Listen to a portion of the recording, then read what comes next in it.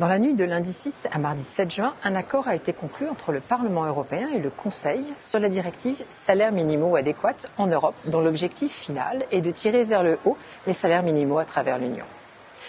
Bien que l'Union européenne ne dispose pas des compétences pour instaurer un salaire minimum européen, ce texte crée un cadre pour que les États membres favorisent la concertation sociale à ce sujet, pour que les salaires minimaux existants soient rehaussés afin d'assurer, dans chaque État, un niveau de vie considéré comme décent.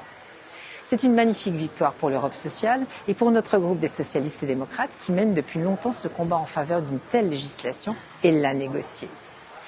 Avec un taux d'inflation qui ne cesse de croître et l'explosion des prix des produits alimentaires et de l'énergie, de trop nombreux travailleurs sous-payés n'arrivent plus à joindre les deux bouts. Selon Eurostat, 70% des travailleurs au salaire minimum ont des difficultés à boucler leur budget mensuel.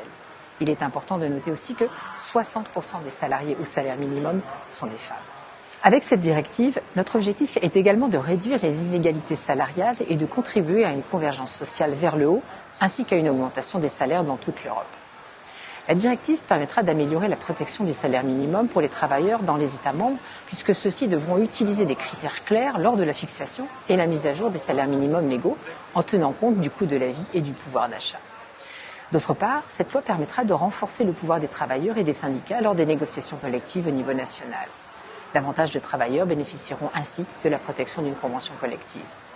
Enfin, les pays de l'Union seront tenus d'agir également de manière préventive si les travailleurs ou des représentants syndicaux sont victimes de discrimination, de pression ou de menaces de la part d'un employeur. Les gouvernements de l'Union valideront formellement, je l'espère, le 16 juin, l'accord politique sur ce sujet et la directive sera ensuite adoptée en séance plénière au Parlement européen, probablement en septembre. Les États membres disposeront ensuite de 2 ans pour la transposer en droit national.